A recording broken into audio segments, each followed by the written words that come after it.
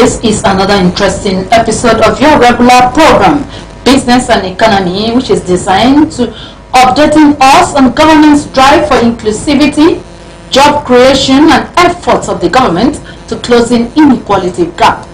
I am Ile Emeje. Following government's discussions and policy documents for economic sustainability by attracting more investment, create more job and wealth opportunities, as well as improving inclusivity, Nigeria is shifting its economic strategy from stabilization to growth, with a strong emphasis on bridging inequality gap through grassroots development and bottom-up economic approaches.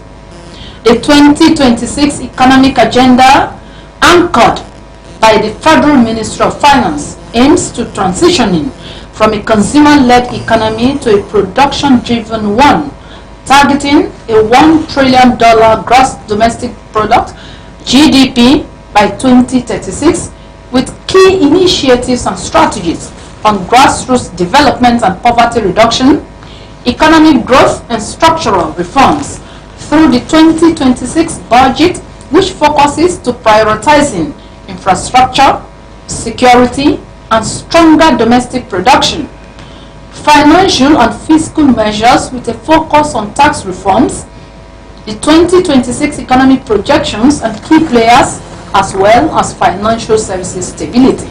However, this is not without some challenges which affect its realization and productivity. And so in this edition of your regular program, Business and Economy, economic analyst Mr. Abraham Olapade is joining me after the business news to discuss on the topic we caption as Government's Plan to Transiting from Painful Structural Reforms to a Stabilized, Growth-Oriented Economy. How far? How well? We'll be back in a moment. Stay with us. Briefing stakeholders on the nation's progressive report for year 2026 in Abuja, Finance and Coordinating Minister of the Economy, Mr. Wale Edun, emphasized federal government's efforts on growth acceleration strategy towards job creation, investment opportunities, and inclusivity. We have to mobilize domestically our own revenues. We have to mobilize our own savings for investment. We have to attract other people's savings for investment so that we can increase our productivity, increase the number of machines, increase the amount of production, create jobs and reduce poverty. The minister highlights the need for domestic mobilization of savings to attracting more foreign investment. In terms of mobilizing internationally, we are focusing on especially on regional, on the ECOWAS region, on the African Continental Free Trade Agreement area as the response to the fact that the world itself is closing and stepping back internationally. We're now focusing on domestic and regional opportunities. Mr. Edun further disclosed that the federal government is anticipating a growth rate between 4.2% and 4.5% for year 2026. Figures show that in the first quarter of 2025 it was 3.1% per annum growth.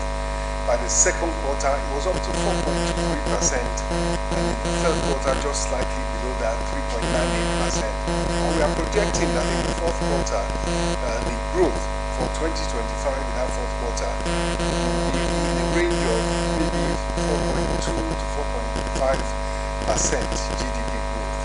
He further reiterates that the federal government is committed to investing in facilities that help to grow the economy as well as improving the well-being of citizens. Ile Emeje, ASO Television News. So glad to have you join this interesting episode of the program, and our guest, an economic analyst, Mr. Abraham Olapade, is already with me in our studio and will be taking us on the topic we caption as Government's Plan to Transiting from Painful Structural Reforms to a Stabilized, Growth-Oriented Economy. How far? Mr. Olapade, you're welcome to the program. I'm very happy to be here once again. After a very long time. All right, so happy to receive you. Okay, As of early 2026, the dominant economic theme in Nigeria revolves around the transition from painful structural reforms to a stabilized, growth-oriented economy. What can we make out of this drive? Well, 2023, when this new government came on board, May 29, 2023, they came up with a lot of policies and it brought a lot of chaos. I think I was here many times to discuss many things and what's going to happen. So, well, it's something that much have changed, that's the truth. But, you know, Nigerians are warriors and they've learned to adapt to challenges. You know, the way those reforms were carried out, if it was in other countries, there would have been war by now. And, you know, most of those reforms were not done with human face. Most of those reforms were hasty, they were chaotic, especially the one about the subsidy is gone that happened on the first day. Imagine people woke up today and by the following day they have to buy a liter of oil times 3 or times 4 of what they were buying previously, and transport costs rose by 300% in 12 hours or 24 hours. That was a lot of chaos, and it affected many things. But Nigerians are warriors, just like I said, and the Nigerian people are the real heroes because they were able to adopt, to adjust, and to adapt to that situation. So it's not really that those things, the challenges are no longer there, but Nigerians in the usual way, the problem come, we chest it, we shoulder it, we cry, we just look for a way around it, and we move on with our lives. So, just like I said, during that time that was here, when we were discussing about, the major one we were discussing about was the subsidy was gone issue, and I still remain on that my point that that policy was not done appropriately. It was hastily done, it was chaotic, it led to a lot of problems, it traumatized Nigerians economically, it traumatized them psychologically, and it led to a lot of problems. What should have been done was that government, just like I suggested that time, was that it should have been an energy transition. That's what we should have had. Government should have provided alternative, invested a lot of money in CNGs, so that by the time government remove subsidy from PMS, at least there is alternative CNG and they've achieved some stability and all those things. But because more money started coming and flowing into government covers, so government believed that is a right policy because now they have more money. So, but even that more money that the government has, what has it done for an average Nigeria? Has it really translated into the lives of an average Nigeria? Okay, except maybe the what's it called, the minimum wage increase from 30,000 to 70,000. I think that's the only thing. But in terms of other areas, in terms of insecurity, how much what has changed? In terms of health, what has changed? And don't forget that recently there was a discovery that only less than 1% of the budgetary allocation for capital project for health sector was released.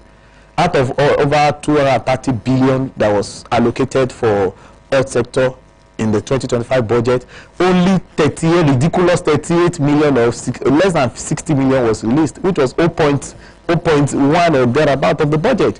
So what am I trying to say is that this, even let's say the subsidy that was removed, and now government free a lot of funds to say they want to do capital project and is going to translate to increase the quality of life of Nigerians. It hasn't really been so. That's just the truth. So now if we also now move to the other one about the harmonization of the exchange rate, you know, the government said they stopped defending the naira, so they let the naira find its true value, and that also became a lot of chaos. From I think 400 naira overnight, dollar went, the exchange rate to naira to dollar went to around 1,000, almost 2,000 at a point, come down to 1,500, and now it's hovering around 1,003. So that also was a lot of chaos. Don't forget what happened during that time, that if you go to the market in the morning, not even the morning, if you go to the market around 1, by the time you go by 2 p.m., they will tell you the prices have changed. Don't forget the chaos and the problem that really happened that time. I remember somebody that went to Lagos to clear his goods. The custom people have already given the amount he's going to pay as custom duty. As he was waiting in line to pay, to make the payment, they told him the exchange rate has changed, and now he can't pay that money again. It has increased. So it was a lot of chaos and a lot of problem. most of those things were not well thought out. They were not done properly. They were not done with human face. They were just jacknail policies, and but Nigerians along the line, we just have to just shoulder it. And don't even forget, along the line, the government, there was a policy somersault. Along the line, government still have to defend the naira underground when the problem was too much. Just like I said, that most of those policies, the ministers were not in place. The administration have not really studied their handover note. You know, that was one of the things I said, that at least you should have sat in the office, and there's a difference between when you are out of the government and when you're in government. At least you'll have taken your time to sit down on that seat, speak to your advisors, let them study things. At least you have like 3 months to do that, put in place your ministers and all those things. But all those things were not in place. You came, there was no minister, nothing. You just started rolling out policies, and it became a lot of chaos. At a point, we had the CBN underground had to also start defending the naira, but it has already, the matter have already gone out of hands. So, but I think we thank God that at least it's hovering around 1,300 or thereabout, and we are just to it. That's just the truth. It wasn't that those things are now gainful, or it has not translated to quality lives for Nigerians, but the thing is just that we have adapted as Nigerians that we are. We have adapted. I know a lot of chaos. House rent went out of board. 300% increment in house rent, 200% increment in house rent. You know, the landlords also took advantage of that. House rent has been increasing and increasing spirally up to now. It's still increasing spirally, and you hear what people are going through concerning house rent, concerning cost of living, and all those things. So food also became a very serious challenge, and feeding became a serious challenge until recently. I think it was last year, let's say August, that at least we've seen some reduction. Inflation also. Inflation, there was a lot of inflation because of all those policies. Inflation, I think our inflation rose above 30% at a point, but now we've seen 15.1. And don't forget, it's not that our inflation has really cooled down to that 15.1. Don't forget that at a point, the National Bureau of Statistics, they have to bring in a new modality to start calculating inflation, which is still being contested. Whether that modality was just to be able to what will I say, minimize our inflation, or if it's a true inflation. And don't also forget that NBS also at that point also have to introduce a new modality to calculate unemployment rate, and that also now brought down the figure, and that also is being contested, whether that NBS as maybe is now trying to just launder the image of the government and just try to look for a modality to make our statistics and the figures, make it at least more presentable. I know international organizations like World Bank, IMF, they are praising the government, that the government has done well with all those reforms. But those organizations, they are like money lenders organization. What they want is they want more revenue for you to be able to service your debt. Just like their bank. Like if you take a loan from the bank now, what really concerns the bank is, can you have more revenue to be able to service your loan? Because that's their own concern. They are not concerned whether your children do not go to school, whether you don't feed your children, whether those things. That's not their concern. So even if you tell them that I've stopped paying my children's school fees, I've stopped feeding my children 2 times a day, I've reduced it to once in a week, they are okay, because at least that makes more fund available to be able to meet the obligation with them. So government is talking about that more foreign investors are happy about it, but the truth is that what has really happened with the foreign investment that we're always talking about, has it affected our industrial growth? Has it affected? So we're still going to, as we dive into the program, we still look at the details of some of those things. Be that as it may, a lot of experts have come up to, do I say, choose to differ on so many reports on why the subsidy was removed in a harsh and in a rush, like you said. And the reason is that there wouldn't have been any other time to remove the subsidy than when it was removed. It's only the politicians that can argue that. I don't think development economists can argue that. Because if you're telling economy is for the people, please don't let us make these mistakes. Economy is for the people. So any policy that you're implementing and it doesn't have human face is not right economically. Because the reason for you doing the reform is for the people's life to improve. But again, if you remember, in 2023, to early 2024, there was a lot of reports, a lot of argument saying that there are lots and lots of cabal, in quotes, within the oil and gas sector. Thereby, this subsidy that we campaign about is not something. Let's just leave. A lot of argument about it. We've addressed all these issues. Government has the whole power. DSS, NIA, EFCC, ICPC, the court, everything, DSS, many organizations that you don't even know, you don't even have their names. Government has all this power to deal with those cabals. So telling that you have to kill Nigerians instead of killing the cabals, I don't think that's a logical argument. I don't think it's a logical argument. And again, you were talking about maybe the results or physical things that we can point at with the money realized from the first subsidy removal, right? How can you talk about the infrastructural development that we see? Most of this infrastructure development are funded by debt. Don't forget that our debt to GDP ratio has jumped to over 50%. So I don't think that the infrastructures we see, let's say, I don't think, maybe at the state level, maybe because state governors have more money to execute some of those projects now, but they also forget that the exchange rate and the inflation also even ate into a lot of this money. So maybe a road that was being built before for 1 billion, now is being built for 2 billion now.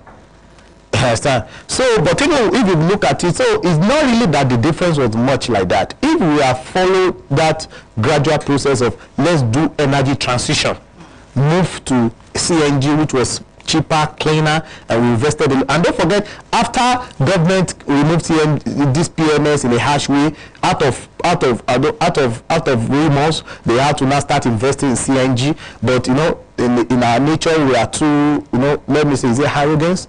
And we don't like to reverse our, we don't like to show the public that we are sorry. So government realized that it wasn't done the proper way. So the government cannot come back to say, okay, we want to reverse this policy because of the shame and all those things. But now, underground, they went to CNG. But along the line, the CNG also died along the way. No, you can't say that it died along the way. The reason why I said it died along the way is that how many cars on the road are being used by CNG, how many keke on the road? It's not that it's not there. The government pumped money there, but what I'm saying that significantly, it didn't achieve what it was meant to achieve. But if government has been more focused to say, okay, in 2 years we want to invest in GNG and transition from PMS to CNG, and government put enough resources and the manpower there, at least let's say we were able to achieve 70%.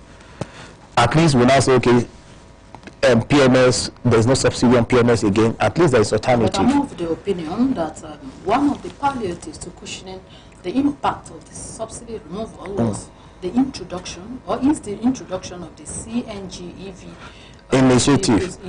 Yes. And if you are coming from the south, from the west, but on the streets of Abuja, you see buses, CNG buses. It's not. See a lot of vehicles, electric buses. We are not where we are supposed to be, but at least is this significant? What is the numbers?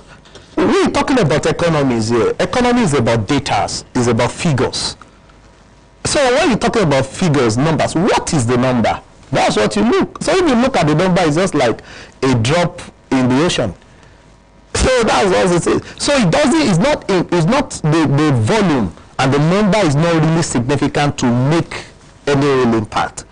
And even many people that even have access to the CNG, they are also charging what those that are buying PMS at exorbitant price are buying.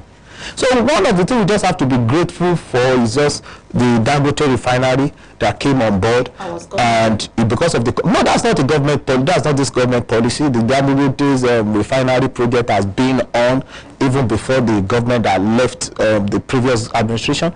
So, but we are just lucky that coincidentally Dangote came off. The started working coincidentally. Started working at that time. You can't say coincidentally. It's coincidentally because this is more than 10 years project. So he started working under this administration. But it was coincidentally because a refinery is not a 3-month project. It's more like 10 years plan. So we're just happy that coincidentally started working. And don't forget. So now what we're now saying is that we now see competition, real competition. between the oil marketers and Dangote and NNPC, and is bringing down the price, but it's not enough. It's still even around 1,000. It's still around, compared to you were buying something at 165. Now is 165, 800, and now we have 895. Even with Dangote refinery, then we went to 1,000, 1,000 something. So now 895, 870, 895, 890, 890. So it's even significant because when the price, the shock, we've not still be able to absorb the shock well. Why? The prices that those commuters were charging, immediately the subsidy was removed. That is still what they are charging today. The argument would have been that we don't have enough monitoring and supervision on what you have mentioned now. Because government is not about monitoring. That's why I said that the policy was chaotic. Government didn't plan. If there was enough planning, and government will be able to sit down, look at how do we plan. There is no economy without planning. That's why we have planning and data. That is the bedrock of economies. Yeah. So if there is no data, there is no planning, there is no economy. So that's what I'm saying. Government just went and did a policy without planning, without data, without taking data and planning into consideration. Okay, how can we argue with that? Government never planned, even when we have some palliatives, some initiatives like the CNG. Presidential initiative on CNG. How many months after did you come? We are seeing, at least as of today, we are seeing some infrastructural development. At least you see roads. But you and even some parts of the country, you are seeing the road network and other things. The road has always been built. Please don't let us get it wrong. We've always been in Nigeria. And roads has always been built. And the truth is that when another administration come after this one, they will say this administration did not do anything in terms of road. So road is not really a measurement. We make all this. It's one of the infrastructure. Yes, it's true. But most of these roads are being built by debt. I'm talking about the federal government now. You and I know how much debt we've had to take on. And significantly, it has affected our GDP to debt. Now from less than 40% or close to 40% when the previous administration was going, now we have 53%. I'm talking about debt to GDP ratio. The only thing that I can say we'll be able to achieve is that our revenue to debt servicing has been able to reduce it from around, let's say, 90%. We'll be able to reduce it to around 73 to 75%. So we'll be able to reduce the revenue to debt servicing, which is a significant thing. But the GDP problem is still there. For developing country, don't forget that the threshold GDP to debt threshold should be around 40%. Now we are around 53%, which means we are still in the danger zone. And the only thing that I even say that affected our revenue to debt that we're able to reduce is the tax reforms. The tax reforms, so it has been able to at least increase government revenue. And don't forget that even the government has been talking about that they have met their revenue, and most of this revenue are through tax, not really even the subsidy removal and all these things. So these are fact and figures. Please don't let us just get it wrong. Okay, you were talking about some of the weak points and the challenges in the reforms. Now, let's take them one by one. How about the inflation? The inflation? There was one time that I've spoken the inflation as high as, but today, 33, I think we got to 33%. At least we can see prices, the general prices of goods and services reducing to at least... General prices are not reducing. Please, I don't know. Okay, let's take a consumable like rice. Let's just take rice. Now you want to talk about food. Let's talk about food. Okay, because you won't talk about general price. I'm sure your house rent is increasing. It's not decreasing. Okay. Let's look at food inflation. Let's talk about food. I love to talk about it because most people are getting these things wrong. Okay. Food. What happened with food was this. I invested in agriculture. I had people that were invested in agriculture. And last year was a disaster for our farmers. What happened was that because the inflation was rising, many people put their money into agriculture because they believed that the price was going to keep increasing. So what we had during the harvest season of last year was oversupply. Of the produce. Maybe because like 5 people were producing before, many people went into the agriculture. Okay. When all those when the economy became ash, many people put their money to agriculture because they believe they're going to make a lot of profit. But Now it now led to oversupply of this produce. And definitely going by the loss of and going by loss of economy. It has to the price. Understand? Once the supply is more than the demand, the price now came down. Definitely. Now that price coming down is good for consumers, but it became a disaster for farmers. Go and find out. Farmers lost a lot of money last year. Many farmers that put in 6 million, for example, to farm a portion of land, hardly did they make 2 million. I'm not saying as profit, like they invested 6 million into production, their capital. Hardly were they able to realize 2 million out of 6 million. Not to now talk about profit. And one of the things government also did was that government imported food. Government imported food, opened the borders, imported food and all this thing. So now it's good for you and I, but it became a disaster for these farmers. So now, is it sustainable? That's one of the things you have to ask yourself. So many farmers this year will not have the enough capital to invest into agriculture this year because of what happened last year. So it means now our own agriculture sector is dying, and we're going to be relying on importation of food. So our own sector is dying. What was the growth of agriculture sector last year? It was just around maybe 2.something%. That was the agriculture. Last quarter of last year, the growth of agriculture sector was just 2.something%, which is ridiculous. So in real fact, the agriculture sector did not grow. That's what I'm trying to establish for you. Yes, the price of food came down because of those factors I've said, but it wasn't that the agricultural sector grew. So in the long run, it's not really sustainable. Rather, is it beneficial to the economy? Because don't forget, the agricultural sector is one of the highest employer of labor. Yeah. Is one of, and also is the one that feeds the industrial sector. Food security. Yes, and also feed the industrial sector. So we can decide to keep importing food and making the price come down, but we're going to be killing our agriculture sector, which is the most important part of our life. We're also going to be killing the industrial sector because it is the agricultural sector that feeds the industrial sector. And so number 3 also, we're going to be having a lot of unemployment problem. And number 4 is also that we're going to have a lot of rural urban migration. So, and we are going to be having a lot of ungoverned territory, which is going to lead to more insecurity challenges. Are you trying to say that we have not even done anything that is feasible? Okay, let me take you up on the currency stabilization and foreign exchange. How about that? At least for some time. Currency stabilization. The dollar we're talking about. The foreign exchange. There are just 2 things that happened with currency stabilization. Number 1, the dollar is falling because of United States under Donald Trump's trade war.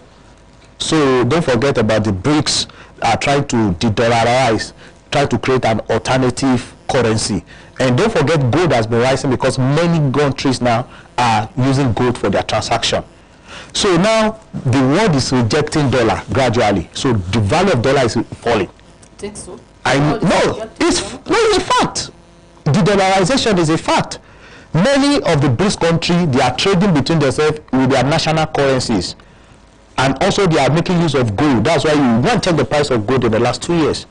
And also go and check the volume. Just Google it. Anybody can just Google it. Can that be to that's what I'm saying. Nigeria stabilize? That's what I'm saying. So that's what we have. It's not that our own economy, really, our own naira is that we appreciated. The only aspect that affected our own naira is the issue of Dangote refinery, which is a lot of credit. Because we spend a lot of money importing finished crude product, the PMS and all those things. So now that Dangote refinery has come on stream, so now we don't have to spend all this money, all those dollars, we don't have to spend it to import PMS. So at least there is a stability in our consumption of the United States dollar, because our largest foreign exchange was spent on importation of PMS and diesel and petroleum product. But now that the Dangote refinery is on board, at least it has significantly reduced our consumption of US dollar. So those are the 2 things. It wasn't that it was really that the overall our economy performed well, because how can you say our economy performed well when the industrial sector is just 1.68 growth in last quarter? So industrial sector did not grow, agricultural sector did not grow. So how can you now say your economy has grown and it has, as a result of that, the price, the exchange rate is coming down. No, the only factor that affected it significantly is that the dollar is falling at the international market because of trade war, because of the dollarization, and the second one is because of Dangote refinery that reduced the amount we are spending on importation. Those are just two things. It really does not have much to do with our economy because our industrial sector did not grow. It's just 1.68 at the last quarter. Our agricultural sector did not really grow. So the only sector that really grew last quarter was our financial sector and the service sector. And the service sector grew because of all these fintechs and all those things. So those are really the things. So if you want to talk about it, how do you want to talk about it growth when when you want to borrow now, the interest rate is still around 25%. Is still too high. Okay. If you say that our economy did not grow, the manufacturing did not grow, production did not grow, and the stabilization of the forex did not impact positively. You and I are aware that recent reports disclose or noted that the Nigeria economy grew in the first, second, and third quarter of 2025 to between 4.2% to 4.5%, and we are also optimistic of more growth. What can you say to that? Okay. Now, when you're talking about economic growth, you talk about GDP growth. There's a difference between growth and development. There are two things. Yeah. The real growth that people measure is quality of life now, HDI, Human Development Index. That's what is that's the norm now. But now, even let me follow your argument and let's talk about GDP growth on the surface. What are the sectors that drove that growth? What are they? The sectors. The two sectors that really drove that growth was the service sector and the financial sectors, which are not real economic sectors. The real economic sectors are the industrial sectors and the agricultural sector. If we have the kind of growth we have with the financial sector and the kind of growth that we have with the industrial sector, if we had it in the manufacturing sector and the agricultural sector, we will be very well off to do. But when our agriculture sector is just performing at at less than 2.5%, and the industrial sector 1.68, so they are not really growth. Economic scale, those are not really growth. All these financial sector and service sector, they are not really growth. Why? Because our interest rate is high. So many people brought their money into our economy to take advantage of our growth in interest rate. Now, our interest is around 25%. If I bring in money here, at least I can lend it at 25%. All these all these fintechs that are borrowing people money and all these things, they are not really growth. They are not really growth. They are not really growth. So people are just coming in because of our interest rate that is so high, 25%. So they are bringing in money to loan people money. So under the financial sector and under the service sector, the fintech. So the real economy did not grow. So that's out of that. My argument is based on one of the parameters of economic growth, and that is employment. Like you said, the financial services sector has, of course, employed a lot of persons in Nigeria through the POS and you can't run away from me. Can you say somebody that is employed with POS is employed? Given the new strategy or methodology, MBS. That's why I said that MBS statistics, that modality is still being contended. If somebody operating the POS, okay, now if I start a POS today and I employ somebody to stay there, how much will I pay the person? They are being paid less than 20,000. You know what they call it? According to the methodology. Are there any minimum wage? Anybody that is employed, that is engaged, but the person is assumed to be under employment. I don't believe it, because the person, if you are not any minimum wage, you are not employed. That's the truth. If I start a PS business today and I lost somebody, how much are they paying all those children that are staying with PS is 20,000 at most 25,000. So you can't really say they are employed. The real sector, imagine if industrial sector, imagine, let's say we have several central government in Nigeria, let's say each of them will open up an industry that can at least employ 5,000 people in each of them. So it means we're going to be talking around 3.5 million on thereabout. 5 times 700. Yes, we're going to break about more than 4.4 million jobs, quality jobs in a year.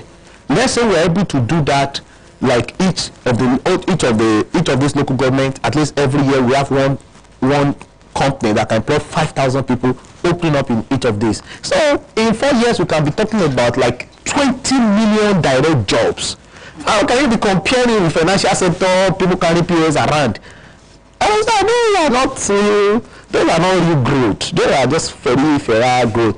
Understand? So let's dive into that. Let's talk about other things. Okay, now if we compare where we are economically to where we used to be, how do you rate us? It depends on where we used to be that you want to compare us to. Do you want to compare us to before 2023? Before 2023? Yeah. Okay, so you want to compare us to say where we are in 2021, 2020, 2022. Okay, if you just want to limit it to, let's say from 2020, let's say from 2019 to date, yes, we are better off. Yes, we are better off in terms of revenue of government. We are better off revenue generation and revenue to debt. But the truth is that it's even dicey. That's just the truth. We need to look at a lot of data to be. It's not sustainable. It's not sustainable, but even saying that we are better off where we are today than 2019 or thereabout, I can't really even talk authoritatively about it, because we need to look at a lot of data. We need to look at the quality of lives of Nigerians. What was the quality of life of Nigerians? Because now, many Nigerians will tell you that they had better quality of life in 2020 than this year. So the only argument you can say is that those years we were servicing our debt with like 90-something%, which was very, very, very terrible. Now at least we've been able to reduce it to 75%. That is the only barometer they can really say. If you say governors have more money now, I can say that okay, governors have more money, but the truth is that the project they were doing with 1 billion in 2019, they are doing with 3 billion today. So that's even really that gives. So if you look at it, it depends on how you are looking at it, but it's an African Nigerian that can answer that question. Or whenever you're on the street, what was your okay, now today minimum wage is 70,000. Okay, we're happy. But the value of 30,000 in 2019, which one is more valuable compared to 70,000 of today? Which is more? Which is more? No, I'm not going to speak authoritatively about it. So those are the real things we need to ask ourselves. What is the quality of life of Nigerians? So because when we are talking about statistics, we are talking about human beings. Yeah. So it is those human beings that are really purchasing power. So it is those human beings that can really answer it. If I want to answer that question now, I'm going to go into data and begin to make a lot of comparison with data, but I don't really think that is the best answer. The best answer is to ask, okay, let's use minimum wage. What quality of life 30,000 minimum wage can give to you in, let's say, 2019, 2020? Can 70,000 of today give you that same quality of life? Let's leave it at that. Okay. Let Nigerians draw their conclusions. Okay. Assuming you are to advise the federal government, the president, the powers that be on economic sustainability and the need to improve the well-being, the living standard of Nigeria, what do you think the government can embark upon to ensure that the economic drive is realized? One of the things I'm going to just advise government is that you can't say you have a robust economy without industrialization. And we've seen many governments come and go with having different industrialization plan or framework or drive, but not that be able to deliver. And also what we're having today, even under this government, is what I call cosmetic growth. Because the real cosmetic growth means that not really sustainable and it's not addressing the deep-rooted problem. You can't address deep-rooted economic problem without industrialization, because if you want to fix your industry, you are going to fix your agricultural sector, you are going to fix your infrastructural sector, you are going to fix many things. So even you just having a master plan, industrial master plan, I think that alone can solve 98% of our problem. So this government needs to go back and say, okay, how can we grow our industrial sector from the abysmal 1.68? How can we be delivering that 16% that the service sector is delivering, that the financial sector is delivering? How can we have it? So, and when we want to address the industrial sector, now we now begin to look at it at what are the challenges facing industrialization in Nigeria. And let me quickly highlight it because of our time. I don't know how much time we have. So now the first problem that is facing our industrial sector is power, issue of power. Now, has there been power improvement in all these 2 years or 3 years? The power has not improved. There is no way improved. Look at the power generation now. Has it gone beyond the 5,000, 6,000 megawatt or 7,000 megawatt for a population of 200 million people? So there is no power. How can you talk about industrialization without power? So, and power has not really delivered. I can know that the Minister of Power is being dragged every now and then, understand, because now we are even having national grid collapsing like almost every day. Now national grid will collapse, is collapsing as it's collapsing more under this this government. How are you saying you are improving when you don't see light? Where do you see light? What is the percentage? Maybe your area. What is the percentage outside of the Federal Capital Territory? You're talking about the Federal Capital Territory. People go to the southwest. I know people. That's where I am, at least. You're in the Federal Capital Territory, but you can't just use that to judge. No, I understand. This is a seat of power. I also have power in my house. At least I have maybe 16 hours or thereabout, 15. I understand. But I can't use that to judge. But when I speak to people in other places, some will tell you 7 days they don't have light. Some will tell you that in 7 days that they might not enjoy 3 hours of power in 7 days in some other part of the country. So how many industries are in Abuja? So you can't use that to judge. So you have to take the overall statistics of the whole country. Is the power generation improving? So if power generation has not improved, so you can't talk about industrialization because power is the bedrock, is the backbone of industrialization. Number 2, we talk about the agriculture sector, because don't forget, it's the agricultural sector that have to produce raw materials that's going to feed the industrial sector. Many companies in Nigeria today, people have invested money, but they don't have raw materials to produce. I can give you an example of, I won't mention him, but I can give you an example of a particular man that he opened a tomato processing company in a part of the northern Nigeria. The only problem with that industry is not functioning because there is no raw material. That's the only problem.